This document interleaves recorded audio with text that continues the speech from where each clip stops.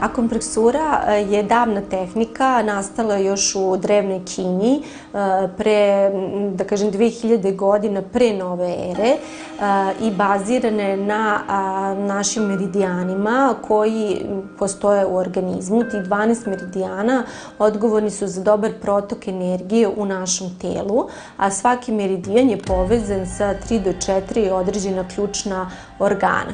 Pritiskanjem određenih tačaka na tim meridijanima mi možemo dovesti do oslobađanja bola, znači do nestanka bola u tom određenom organu koji nam vrši problem.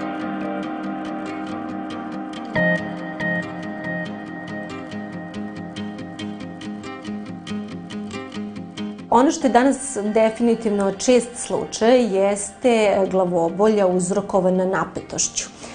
Mnogo ljudi danas usled stresnog načina života i, da kažem, brzim tempom življenja, kad osetite glavobolju u predelu očne zone, to jest iznad predelu čela, upravo usled te napetosti, te tenzije koju pravimo, možete vrlo lako sebi pomoći kada stavite palac na prednji deo šake i srednji prst na unutrašnji deo šake u predelu između palca i kažiprsta i pritiskate 4 sekunde. Kako treba da traje vaš izdah? Znači, kako izdišete, pritiskate 4 sekunde, držite pritisak i blago popuštate.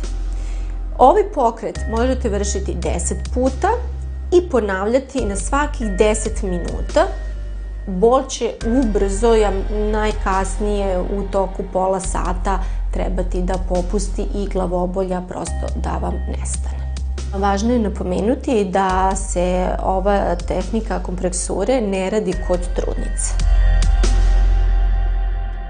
Zapušeni sinusi mogu biti veliki problem, pogotovo u zimskim mesecima kada je mraz i vetar. Osećaj bola koji se pri tome javlja može biti jako iritantan i uopšte zapušenost nosa koja se pri tome javlja. Da bi nam bilo lakše, postoje i određene tačke koje možemo pritiskati, a koje će delovati na otpušavanje kanala. Naime, stimulisat ćemo jedan deo meridijana bešike i to ćete krenuti tako što ćete oba palca staviti na početak obrva